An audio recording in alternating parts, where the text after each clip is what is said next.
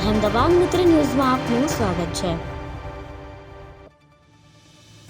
વડોદરા શહેરના ફતેગંજ વિસ્તારમાં થયેલી ગેંગવોર મામલે પોલીસે કુલ 12 આરોપીઓ સામે એફઆઈઆર નોંધી 6ની ધરપકડ કરી છે, જે પૈકીના 3 હોસ્પિટલમાં સારવાર હેઠળ હોય તેમની ફરતે પોલીસ ગાર્ડનો બંદોબસ્ત ગોઠવવામાં આવ્યો હોવાનું એસીપીએ જણાવ્યું છે।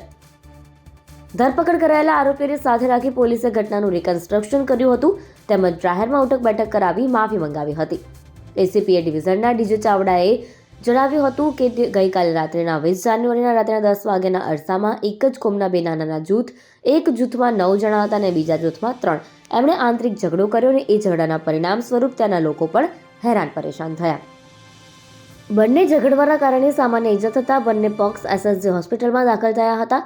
પોલીસ તાત્કાલિક અસરથી સ્થળ પર પહોંચી અને લોકોને શું ઘટના હતી અને કેમ ઝઘડ્યા તેનું કારણ પોલીસે જાણવાના પ્રયત્નો કર્યા, જેમાં હકીકત એવી છે કે 3-4 દિવસ અગાઉ ફતેગંજ પોલીસ સ્ટેશનની હદની અંદર એક ફરિયાદ રજીસ્ટર થઈ હતી, જેમાં નવાયાર્ડ વિસ્તારના અઝરખાન પઠાણ એમનો પોતાનો ભાણિયો ગોરવા વિસ્તારના સમીરખાન પઠાણ સાથે અવારનવાર ફરતો હોય, જેથી અઝરખાનને સમીરને ઠપકો આપ્યો હતો। તે મતલબે 3 દિવસ અગાઉ પોલીસ સ્ટેશનની અંદર એક સામાન્ય મારામારીની ઘટના ઘટી હતી, જેના કામે પોલીસે જે વખતે 4 આરોપીઓની ધરપકડ કરી હતી।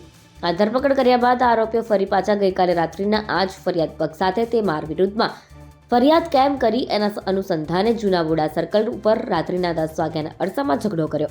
બંને પક્ષોએ ફતેગંજ પોલીસ સ્ટેશનની અંદર ફરિયાદ નોંધાવેલી છે।